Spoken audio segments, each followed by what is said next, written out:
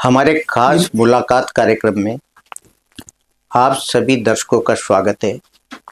आज मैं ऐसी शख्सियत से आपको रूबरू करा रहा हूँ जो पेशे से चिकित्सक कब रोगियों के कष्ट दूर करते करते साहित्यकार बन गए पता ही नहीं चला। जन्म इनका चित्रकूट हुआ और शिक्षा कोटा में।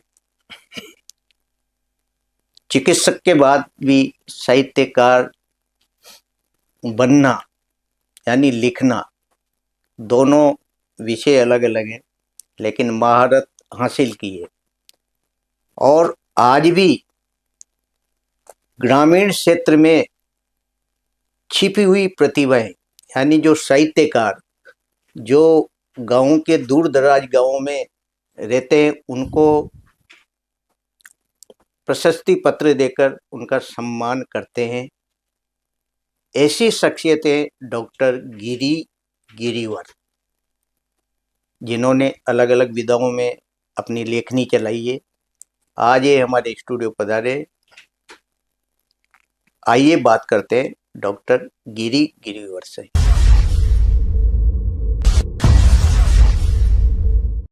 डॉक्टर गिरी जी, आपका हमारे स्टूडियो में बहुत बहुत स्वागत है। धन्यवाद जी। डॉक्टर साहब, आप 2007 से हमारे साथ जुड़े हुए हैं और दूसरी बार आप हमारे इस कार्यक्रम में पधारे हैं। सबसे पहले अपने जीवन परिचय के बारे में हमारे दर्शकों को बताएं, क्योंकि चित्रकूट में तो जन्म लिया आपने। जी जी जी जी जी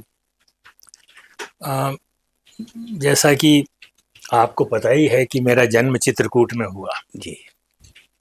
चित्रकूट एक बहुत धार्मिक स्थान है, तो मेरे नाना नानी चित्रकूट के रहने वाले हैं और उस समय मेरी माता चित्रकूट में थी और इस वजह से मेरा जन्म जो है चित्रकूट में हुआ। मेरा शुरू से ही धार्मिक परिवेश रहा, गंगा में नहाना, चित्रकूट की परिक्रमा करना, कामतानाथ जी के दर्शन करना, तो ये मेरा एक प्रकार से रोज का रूटीन रहा करता था। और वहीं पर मैं चित्रकूट इंटर कॉलेज में पढ़ा करता था। तो बस इतना छोटी सी बात है कि मेरी चिंता हरि करें, हरि चिंतन मेरा काम, सांस सांस में राम है, चित्रकूट गिरिधाम रे साधो, चित्रकूट गिरिधाम। मित्र, ये मेरा छोटा सा परिचय है चित्रकूट में रहने का। और फिर वहाँ से चित्रकूट इंटर कॉलेज से 8th पास करके जी। फिर मैं 9th में राजस्थान आ गया और उसके बाद मेरी सारी पढ़ाई लिखाई राजस्थान में हुई। जी। और बाद में स्पेशलाइजेशन करने के लिए मैं मद्रास गया था, जो चेन्नई अपन जिसको कहते हैं, वहाँ गया था। अच्छा डॉक्टर गिरी साहब, आप पेशे से चिकित्सक रहे, इलाज करते करते आप कब साहित्यकार बन गए? हमारे दर्शकों को बताएं कि साहित्य के प्रति लगाव कब से रहा? देखो, यूं कहे तो चित्रकूट में जन्म होने की वजह से साहित्य से लगाव रहा, क्योंकि रामायण पढ़ने का बहुत अवसर मिलता था। तो कई बार मन में आया कि अपन भी कुछ लिखें। तो मुझे एक बात की गहराई पता नहीं, लेकिन मेरे एक स्कूल के फ्रेंड ने, जी, उन्होंने मुझे बताया कि जब आप कक्षा 9 में पढ़ते थे जी, तब भी एक मैगजीन में आपकी कविता प्रकाशित हुई थी। जी, जी, वो मेरे बाल सखा थे कोटा जी, के। जी, उन्होंने एक समारोह में बताया। जी, तो समझो, जब मैं 9th में आया तब से ही हल्का हल्का थोड़ा थोड़ा लिखना शुरू किया। जी। लेकिन ज़्यादा लेखन तो मेरा जब शुरू हुआ, जब मैंने सन 15 से मैं चिकित्सा सेवा से मैं अपने आप को मैंने निवृत्त कर लिया। अच्छा। फिर 2015 से जो है लेखन शुरू हुआ। जी, और इसके पहले थोड़ा थोड़ा तो चलता ही जी। रहता।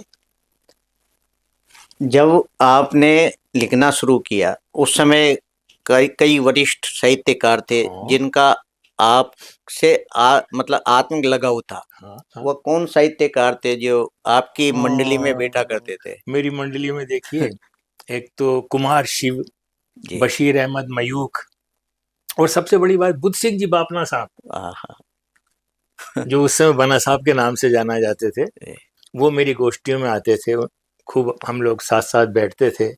और एक कमल शबनम चटर्जी, जो अपने फिल्म स्टार है ना, अन्नू कपूर जी, हाँ हाँ उनकी माता श्री, जी ये सब हम लोग साथ बैठ करके कविता पाठ किया करते थे प्रारंभिक जी जी दिनों में। जी। भारतेंदु समिति से भी जुड़ाव रहा आपका? नहीं, भारतेंदु समिति में मेरा कोई खास आना जाना कभी रहा नहीं। जी जी जी। आपने किन किन विधाओं में सृजन किया, अब तक कितना लिख चुके? हाँ, लिखने को तो मैं अभी तक देखो 10 किताबें लिख चुका। लिखते लिखते शुरुआत की थी एक किताब से, और अब मेरी जो है 10 किताबें हो गई। आपके मौलिक कृतियां कौन कौन सी है, बताएं दर्शकों को। क्योंकि मैं पहले चिकित्सक था, जी। फिर लेखक बना, तो मैंने जो मेरी पहली पुस्तक लिखी, उसका नाम मैंने रखा गैर शायराना। जी। वो इसलिए मैंने गैर शायराना इसको बोला हाँ। कि भाई कल को कोई ये नहीं कहे, अरे डॉक्टर साहब कब से लिखने लग गए और कैसे कवि बन गए। जी तो जी। भाई मैंने मेरी पुस्तक का नाम लिखा गैर शायराना, हाँ, माफी मांगते हुए कि भाई कोई गलती हो तो माफ कर देना, मैं शायर नहीं, मैं तो गैर शायर हूँ। जी। और इसके अलावा?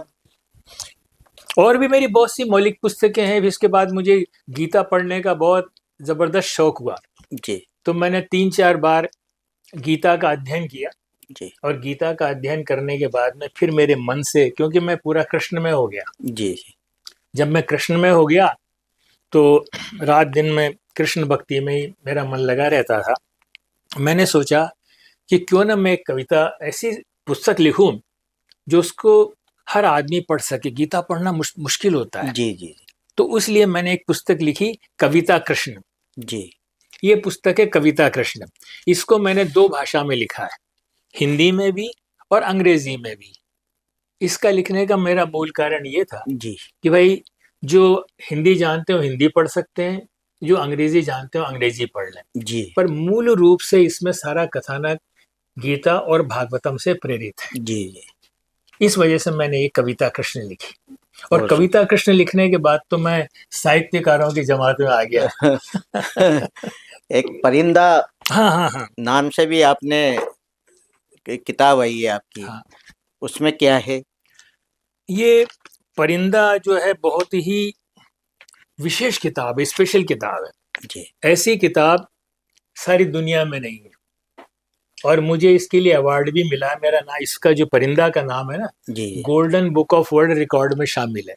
बहुत सुंदर। इसकी विशेषता ये है कि ये मैं आपको खोल के दिखाता हाँ हूँ हाँ। कि पूरी किताब जो है हस्तलिखित है। देखिए आप, हस्तलिखित, अच्छा, अपनी लेखनी से? अपनी लेखनी से, मैंने मेरी ही राइटिंग से लिखा है। जी जी मेरी राइटिंग से लिखने का मेरा मतलब ये है कि भाई कम से कम देखने वाले ये तो समझेंगे भी डॉक्टर गिरी की कैसी हिंदी लिखते थे, कैसे अंग्रेजी लिखते थे। और इस विशेष पुस्तक का नाम मैंने परिंदा रखा, जी और ये पुस्तक को golden book of world record में शामिल किया गया है। जी ये अपने आप में बहुत ही विशेष पुस्तक है।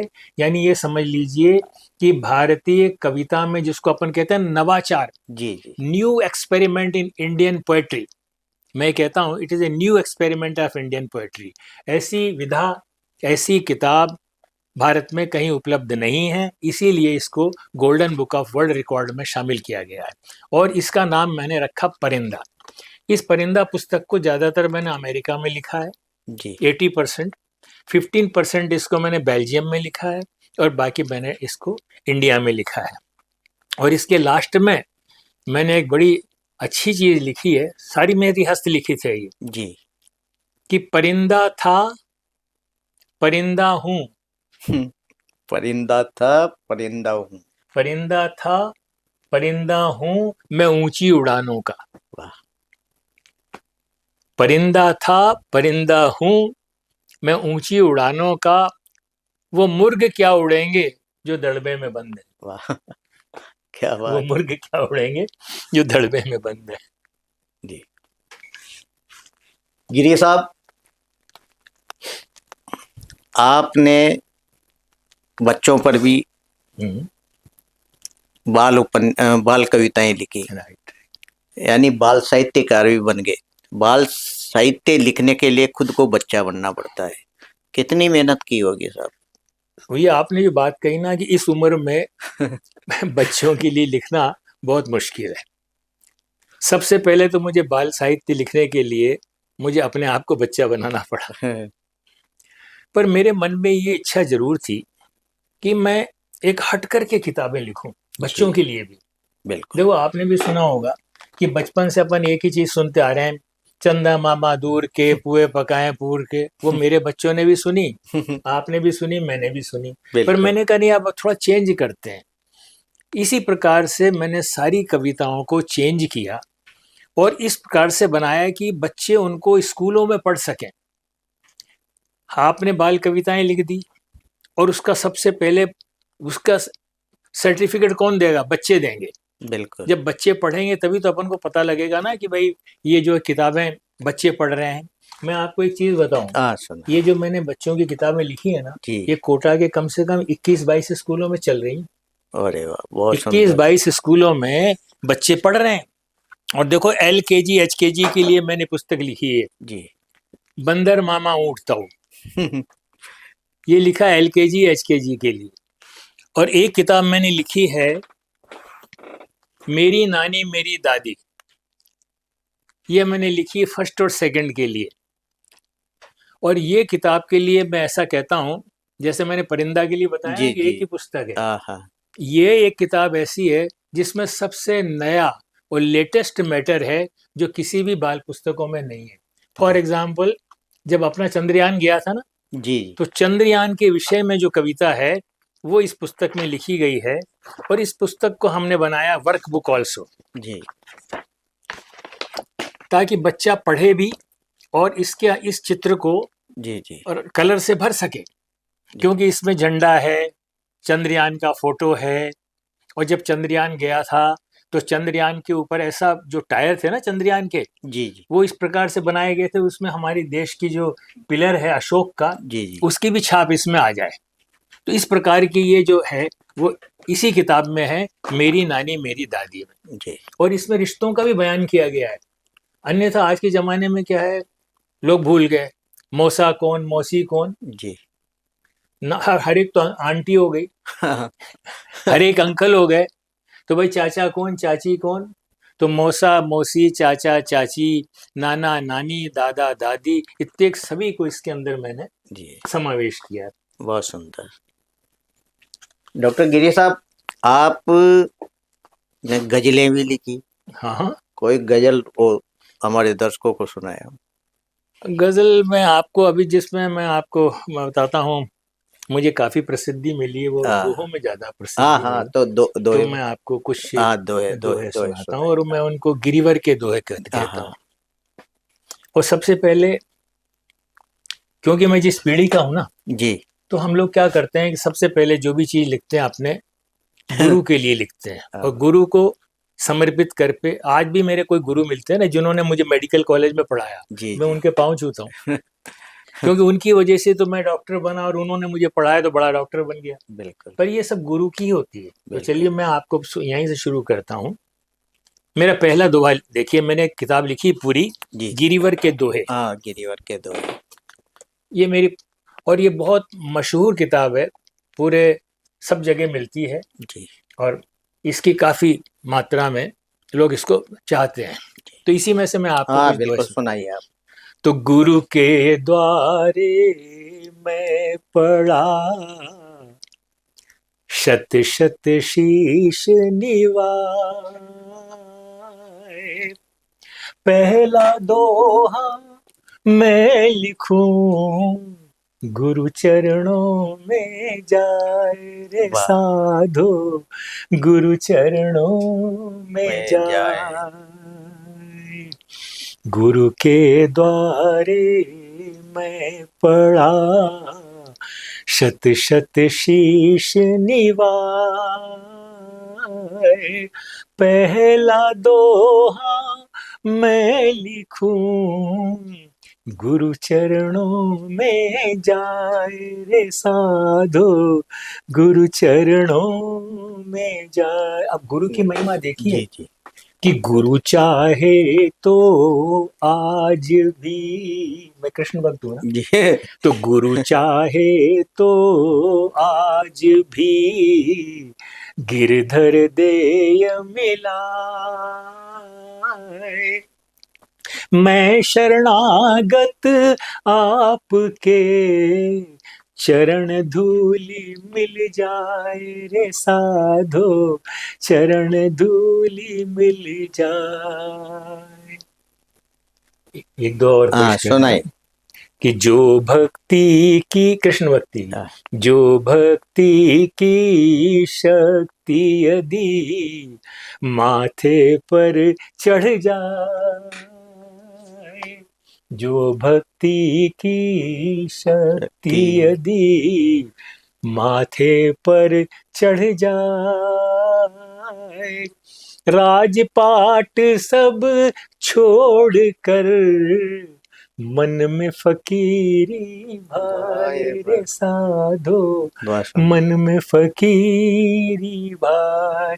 लेकिन भक्ति का रोग बहुत कठिन है, जी बहुत कठिन यह रोग है, बहुत कठिन रोग है भक्ति का, बिल्कुल बिल्कुल। बहुत कठिन यह रोग है, जिसको यदि लग जाए, ये तो ऐसा रोग है जो रोगी को भाए रे साधो, जो रोगी को तो भाए। अगला एक दुआ हाँ और है सुनाई। कि जो बनता विनय या विनत, जो बनता विनय या विनत, झट पाता आदेश। नो ईगो, भगवान के यहाँ जाना है तो बिल्कुल जो बनता विनय या विनत, झट पाता आदेश, अपने को रज कण समझ सो जाता प्रभु देश रे साधो, सो जाता प्रभु देश। वाह। अब एक चीज आपके, एक दोहा आपके सामने हाँ रखना चाहता सुनाई। हूं कि बहुत से लोग कहते हैं ना कि भगवान कहाँ है, हम तो कहते हैं भगवान यही है। अगर आप में शक्ति हो, जी आप इतने प्योर हो, आपका आत्मा सोल इतना प्योर हो, तो जब भगवान को आप याद करें तो भगवान तो यहीं आ जाए। अब आपके अंदर वो शक्ति तो है नहीं और आप कहते हो भगवान मुझे दिखाओ, जी तो जी कहाँ से आपको भगवान मिल सकते हैं, आप कैसे देख सकते हो। तो एक दोहा हाँ देखिए, अगर सुनाई। एक आपको मैंने सुना होगा ना आपने गौतम साहब कि एक बार एक हाथी के पांव को मगर ने पकड़ हाँ लिया था, बिल्कुल है ना। बिल्कुल। तो उसने क्या किया, हाथी ने कातर मन से भगवान को याद किया कि प्रभु मेरे पास ये फूल है, बिल्कुल आप ले जाइए। तो वो शुद्ध भक्त था, तो एकदम भगवान आए और उन्होंने जो है मगर का गर्दन काट दिया और उसका पुष्प ग्रहण कर लिया। तो भक्त कैसा होना चाहिए, बिल्कुल। प्योर होना चाहिए। तो उसी का एक दोहा देखिए कि जो तू भजता कृष्ण को, जो तू भजता कृष्ण को, कृष्णा हृदय समाए, जो तू भजता कृष्ण को, कृष्णा हृदय समाए, कातर मन से याद कर साहिब दौड़ाए रे साधो, साहिब दौड़ाए। जब बहुत मेरे ऐसे दोहे साहित्यकार लोग सुनने लगे और मेरी गिरिवर के दोहे हाड़ौती के क्षेत्र को पार करते हुए, राजस्थान को पार करते हुए सारे देश में फैलने लगे, विदेश में जाने लगे, तो कुछ लोग मुझसे कहने लगे कि आप संत हैं। तो मैंने कहा भाई मैं तो पेशे से चिकित्सक। फिर ये लिखने लगा, भगवान ने शक्ति दी, कृष्ण भगवान ने तो लिख दिया, हाँ, लेकिन मैं संत नहीं हूँ और मैं संत की उपाधि नहीं चाहता। पर मैंने इसको बहुत ही जिसे कहते हैं बड़ा हाथ जोड़ के विनम्रता से, क्यों कई साहित्यकारों ने मुझे पत्र लिखे कि आप संत हैं, मैंने कहा नहीं भाई। तो मैंने उसका दोहे से जवाब दिया कि संतन मुझको बोलिए, संतन मुझको बोलिए, मैं अदना इंसान, संतन मुझको बोलिए, मैं अदना इंसान, घुल मिल सब में मैं रहूं, इतना नन्ना जान रे साधो, इतना नन्हा जान। अब एक दोहा मैं जरूर कहता हूं, क्योंकि हम लोगों का अल्टीमेट क्या है जी। उस अल्टीमेट को लिखते हुए, आप गुणीजन हैं, आपके सामने तो पढ़ना ही चाहूंगा मैं लोगों को। सुनाइए आप। तो गिरिवर कहे गुणीन सो, संत सरग अवतार, गिरिवर कहे गुणीन सो, संत सरग अवतार, मैं छोटा सा बंधुवर, जाना सागर पार रे साधो, करना सागर पार। बहुत सुंदर, बहुत।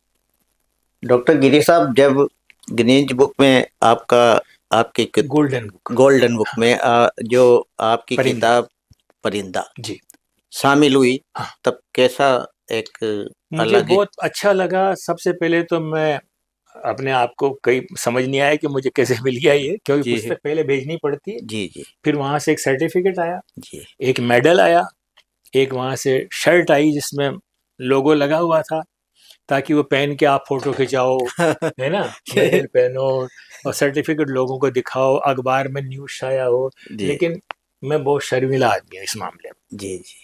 मेरे पास सब चीजें रखी हुई हैं, पर मैंने कोई प्रचारित नहीं करा। आपने पूछा, आपको बता दिया।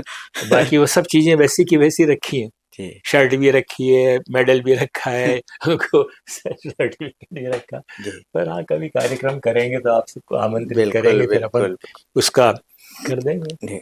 डॉक्टर गिरी साहब, आपके जो अच्छे मित्र रहे, जो कई तो इस दुनिया में नहीं है अभी, और उनके बीच में रहकर सीखा भी सही आपने।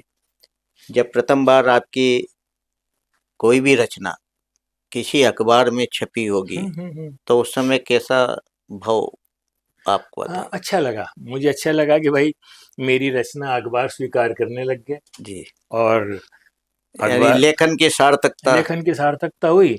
और फिर मैं उससे प्रेरित होकर मैंने अपना ही अखबार निकाल दिया। तो मैं अपने अखबार में भी रेगुलर कॉलम लिखता था। जी जी। और मेरे अखबार का नाम था शिल्पांगी समाचार जी। लेकिन साप्ताहिक अखबार था, लेकिन उसको जो है कोटा का प्रथम रंगीन अखबार का गौरव प्राप्त हुआ। क्योंकि उस समय कोटा में जो भी अखबार छपते थे जी, नवज्योति छपता था, राष्ट्रदूत पत्रिका, सबके ब्लैक एंड व्हाइट थे। एक शिल्पांगी समाचार जो मेरा न्यूज़पेपर था वो कलर्ड छपता था। एक तो कलर्ड अखबार होने का गौरव प्राप्त हुआ, और फिर मेरा अखबार था तो मैं कभी कभी अपने अखबार में छाप लिया करता था। जी जी। डॉक्टर गिरी जी, आप साहित्यकार हैं, चिकित्सक तो है ही सही, लेकिन इसके साथ के साथ आप साहित्यिक सेवा भी कर रहे हैं। काव्य कलश संस्था आपने बनाई, उस संस्था में आप ऐसे काम कर रहे हैं जो कई संस्थाएं नहीं कर रही। क्या है साहब उसका? आपने बड़ी अच्छी बात कही, मैं आपको धन्यवाद देना चाहता हूँ कि सन 19 मेरे मन में था कि मैं साहित्यकारों की सेवा करूं तन मन धन से। जी। किताबें पर उनकी पब्लिश करवाऊं, उनकी किताबों का विमोचन करूं, समय समय पर अगर आवश्यकता हो तो मैं उनको आर्थिक सहयोग भी करूं। ऐसे शुद्ध मन भावना से सन 1980 में 1 जून सन 1980 को मैंने काव्य कलश की स्थापना की। काव्य कलश ही एक ऐसी संस्था है कोटा में, भारतेंदु समिति सबसे प्राचीन है, नंबर 2 पे आप काव्य कलश को रखिए। 1 जून सन 1980 को स्थापित हुई और आज तक निरंतर चल रही है। संस्था में सबसे बड़ी बात यह होती है निरंतरता, बिल्कुल जो चले संस्था वही संस्था है। वही संस्था है, सही है। और अभी तक 1 जून सन 1980 से 2024 आ गया, अभी तक मैं कोटा के 72 साहित्यकारों को सम्मानित कर चुका हूँ, हम्म, जिनको हमारी ओर से शाल, हमारी ओर से जो है गिफ्ट के रूप में दिया जाता है, उनको मानपत्र दिया जाता है। जी और इस प्रकार से काव्य कलश का काफी विस्तार है, और जी काव्य कलश पीछे सन 1980 से लगातार सेवा करती चली आ रही। जी। डॉक्टर गिरी जी, अब तक कितने साहित्यकारों को आप सम्मानित कर चुके हैं? क्योंकि लंबी श्रृंखला है मेरे हिसाब से। 72 साहित्यकारों को जी जी मैं काव्य कलश संस्था के माध्यम से सम्मानित कर चुका हूँ, जी और उनको 72 सम्मान पत्र दिए जा चुके हैं हर एक को। जी। डॉक्टर गिरी जी, मैंने सुना कि आप ऐसे साहित्यकारों को शामिल करते हैं सम्मानित करने के लिए, जो गांव में छिपी हुई प्रतिभा, जो अनपढ़ हैं लेकिन साहित्य लिखना जानते हैं, उनको आप प्लेटफॉर्म देकर ऊंचा स्थान दे रहे हैं। तो ऐसे कोई नाम हो हाँ, आपके? बहुत मेरी इस 72 जिन लोगों को मैंने सम्मानित किया है, जी इसमें अभी ताजा ताजा मैंने मोरपा ग्राम के एक लक्ष्मी नारायण जी राठौड़ हैं, जी जी, वो यहाँ भी पधारे हैं। जो कक्षा 5वीं तक पढ़े हैं। जी क्योंकि मेरा ये इच्छा रहती है कि भाई मैं बड़े साहित्यकारों के अलावा हमारे ग्रामीण क्षेत्र के साहित्यकारों को जी, आगे लाऊं और उनको सम्मानित करूं, ताकि उनको महसूस हो, वरना ग्राम वालों को तो कोई जानता ही नहीं है। बिल्कुल तो बिल्कुल। इस प्रकार से मैं ग्रामीण अंचल से भी साहित्यकारों को बुलाता हूँ, और उनको उनका सम्मान और भी जोर शोर से करता हूँ। जी जी। डॉक्टर गिरी जी, जो आज के नवोदित साहित्यकार हैं, उनको किस तरह प्रेरित करते हैं सर? देखो, नवोदित साहित्यकार है ना, उनको मैं ये संदेश देना चाहता हूँ जी कि भाई पहले किसी भी सब्जेक्ट पे लिखने से पहले अध्ययन करो। बिल्कुल। पहले अध्ययन करो तो आपका लेखन अच्छा होगा। जी जी अध्ययन करोगे तो आपके लेखन में सफाई आएगी, कुशलता आएगी। बिना अध्ययन करे लिखने से कोई फायदा नहीं। किसी भी विषय पे लिखो, पहले अध्ययन करो और फिर लिखो। जी।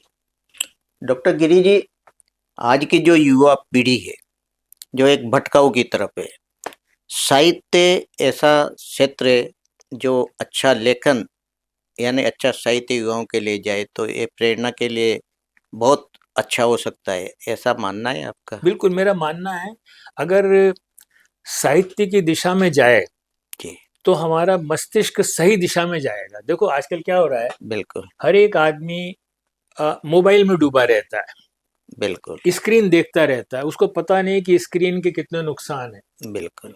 आंख खराब हो जाएगी, कान खराब हो जाएगा, मस्तिष्क खराब हो जाएगा, तो उसको लिखने का समय कब मिलेगा? ऐसा बच्चा तो कभी लिख ही नहीं सकता। लेकिन जो बच्चा अध्ययनशील है जी और अगर वो साहित्य लिखे, तो मैं सोचता हूँ ये तो बहुत बड़ा काम है। जी इससे क्या है, समाज को दिशा मिलती है, बिल्कुल समाज के अंदर एक शुचिता आती है, और हमारे बच्चों को जो है, हमारा बच्चे लिखेंगे आगे। आज मान लो हम कहते हैं भाई हर चीज गूगल में मिल जाती है, अरे गूगल में कहाँ से मिलती है? पहले जिन लोगों ने लिखा है वही उनके गूगल। द्वारा ये फीड हुआ है, तो आज आपको गूगल बता रहा है। तो मेरा कहना ये है कि बच्चे लिखें, और इससे से क्या है, मन की और दिमाग की, सबकी हेल्थ अच्छी होती है, mental health and physical health, जी, दोनों ही हेल्थ पर इसका असर पड़ता है। तो बच्चे लिखें, अध्ययन करें और लिखें। डॉक्टर गिरी जी, आपकी कोई बड़ी उपलब्धि या कोई पुरस्कार हाँ, पुरस्कार तो मुझे जो बहुत सारे मिले हैं। बताएं दर्शकों को? पुरस्कार तो इतने मिले हैं कि कितने गिनाऊं, लेकिन फिर भी चलो 10-5 दो 5 बता देता हूँ आपको। इंटरनेशनल पीस एम्बेसडर, साहित्य श्री, साहित्य भारत श्री, भारत ज्योति, लोकमान, और मेडिकल प्रोफेशनल के हिसाब से तो मैं सीनियर मेडिकल प्रोफेशनल हूँ ही। जी लमाज स्पेशलिस्ट, सोनोलॉजिस्ट, कई कंपनियों का डायरेक्टर, राइटर, पोएट, और भी बहुत सारी जी जी, चीजें। क्या बताऊं? बहुत सुंदर बात है। डॉक्टर गिरी जी, आप लंबे समय से लिखते आ रहे हैं, काफी साल हो गए आपको। उम्र का आखिरी पड़ाव चल रहा है 80 टच आपका। कर रहा हूँ। अब आपका क्या मानना है? साहित्य के क्षेत्र में क्या सेवा करते रहे हैं? नहीं, मैं तो जब तक जीवित हूँ तब तक अब मेरा तो यही मिशन बना हुआ है कि मैं साहित्य की सेवा करूंगा। और इसके अलावा जैसे मैंने आपने कहा ना 72 पुरस्कार, जी जी। मैं चाहता हूँ मैं कम से कम 100 पुरस्कार तो मेरे हाथ से दे ही जाऊं। बहुत सुंदर बात। मैं चाहता हूँ कम से कम 100 बड़े बड़े साहित्यकार और जो भी ग्रामीण अंचल के हैं सबको बुला के उनकी सेवा करूं, उनका मान करूं, सम्मान करूं, उनको सुनूं सुनाऊं और उनको प्रशस्ति पत्र दे करके उनका शाल उड़ा करके सम्मानित करूं। डॉक्टर गिरी जी, जब ये आप बहुत महत्व काम कर रहे हैं साहित्यकारों के लिए, कैसी अनुभूति होती है? मुझे अच्छा लगता है। देखो, जब मैं साहित्यकार की सेवा है और डॉक्टर की सेवा भी है, तो जब कोरोना काल आया ना, जी जी। तो कोरोना काल में मैंने जो है, जो साहित्यकार बंधु हैं और हैं, जी तो देखो सब तो आर्थिक स्थिति में सही नहीं होते, बिल्कुल। तो मैंने उन सबको जो है किट भिजवाना, अर्थात जो है आर्थिक रूप से नगद कैश भिजवाना, तो मन को संतोष मिलता है कि हमने जो है हमारे सब तरह के मरीजों की सेवा करी। जी मरीजों की भी सेवा करी तो साहित्यकारों की भी सेवा करी तन मन धन से। जी। और आज भी मेरा मोटो वही है, और इसीलिए मैंने 2015 में प्रैक्टिस बंद करी, जी वरना मैं अभी अभी भी कर सकता हूँ, जी। जी अभी भी बिल्कुल। आज ही बैठ जाऊं तो आज ही शुरू कर दूं। बिल्कुल बिल्कुल। लेकिन मैंने विचार किया कि भाई बहुत कुछ हो गया, अब मुझे प्रभु के चरणों में जाना है और बाकी मुझे सेवा करनी है। अब बच्चों की किताब लिखने का कारण ही यही था। बहुत बढ़िया। मैंने कहा कि बच्चों, लेखक की कभी मृत्यु नहीं होती, बिल्कुल। इसलिए मेरे मन में ये जब भावना आ गई कि लेखक की मृत्यु नहीं होती, तो मैंने बच्चों के लिए भी लिख डाली 2 किताबें। हालांकि लिखना थोड़ा मुश्किल था, जी पर कोशिश की, और ये बंदर मामा, ऊंट ताऊ और मेरी नानी मेरी दादी लिख डाली। और लिख करके जब स्कूलों में पहुंची, जी तो बड़े बड़े जो एजुकेशनिस्ट हैं जी उन्होंने कहा वाह क्या बात है, और अभी स्कूलों में चल रही। जी। और इस साल लगभग जो है ना, जो मेरे पास फीडबैक है, हाँ। ये लगभग जो है 100 से ज्यादा स्कूलों में पहुंच जाएगी किताब। बहुत। तो मैं ये निवेदन कर रहा था कि जी पानी की बहुत बर्बादी होती है, और हर आदमी नहीं समझता है कि पानी कितना विशेष महत्व रखता है। बिल्कुल। रहीम दास जी ने भी एक दोहा लिखा था कि रहीमन पानी राखिए, बिन पानी सब सून, और पानी गए न उबरे, मोती मानस छून।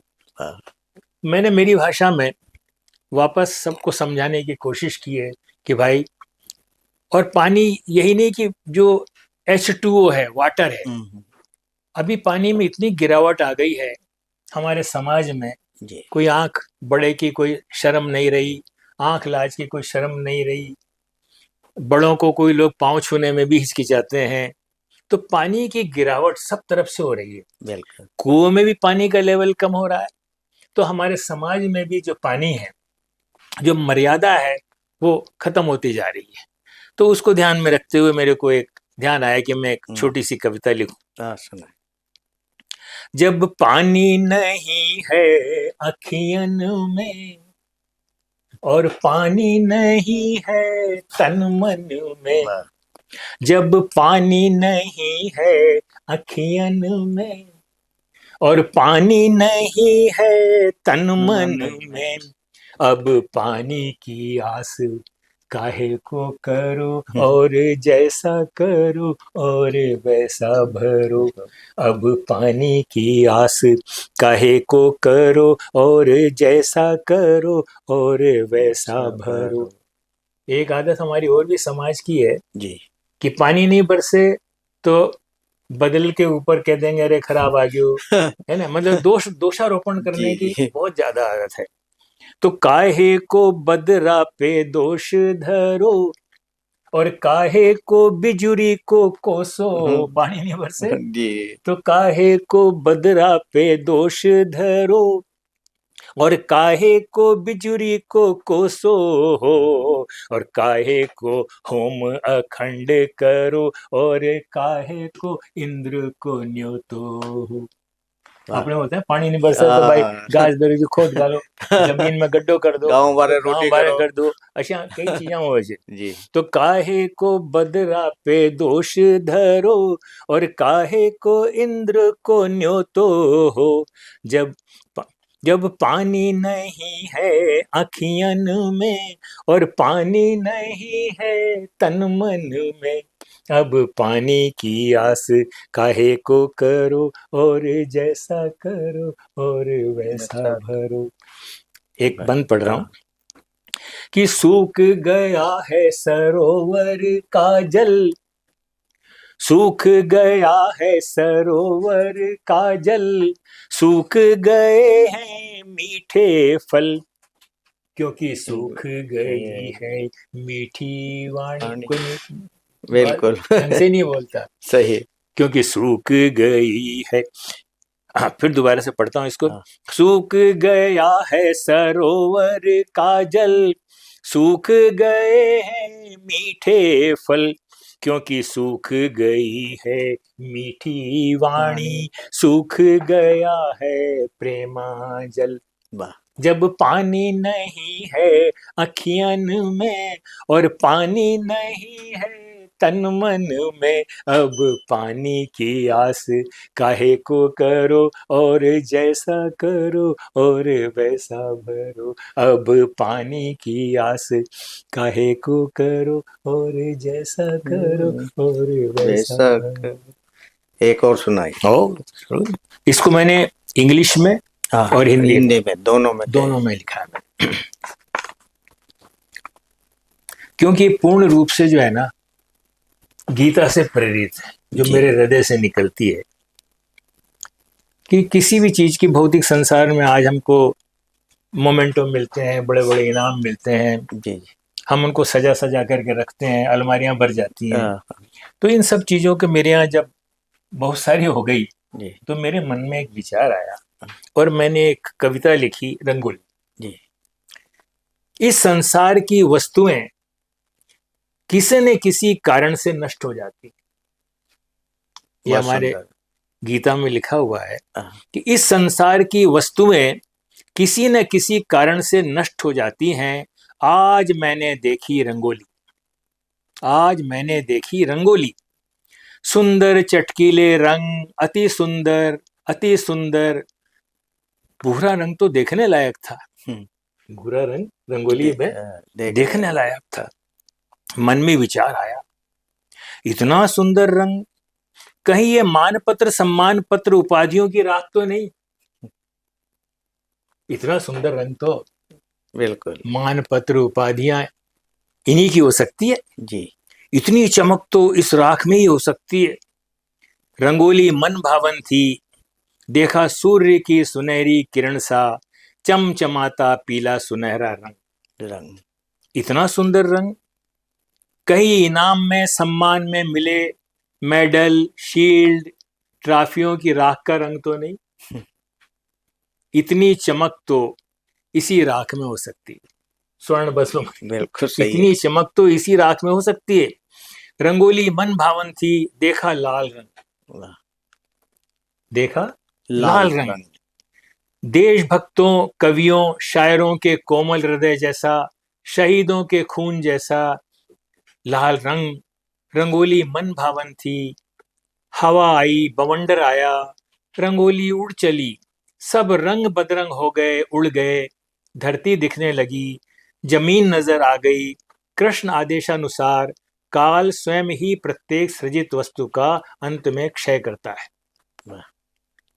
काल स्वयं ही प्रत्येक सृजित वस्तु का अंत में क्षय करता है, और यही सत्य है, यही सत्य है, यही सत्य है। मैंने आज इस रंगोली को देखा उड़ते हुए बवंडर के समान। ये थे हमारे साथ वरिष्ठ साहित्यकार, पेशे से चिकित्सक डॉक्टर गिरिवर साहब। गिरिवर साहब ने 1 दर्जन से ज़्यादा किताबें लिख चुके हैं, और काव्य कलश संस्था इनके द्वारा बनाई हुई है। अब तक हाड़ौती क्षेत्र के 72 साहित्यकारों को इन्होंने सम्मानित किया है, और 80 साल की उम्र में भी जन सेवा के काम में ये लगे हुए हैं, साहित्य की सेवा में लगे हुए हैं। आज ये हमारे बुलावे पर हमारे स्टूडियो पधारे, क्योंकि इनसे काफ़ी पुराना वर्षों से जुड़ाव है। ये हमारे आग्रह पर आज ये हमारे स्टूडियो पधारे। नमस्कार।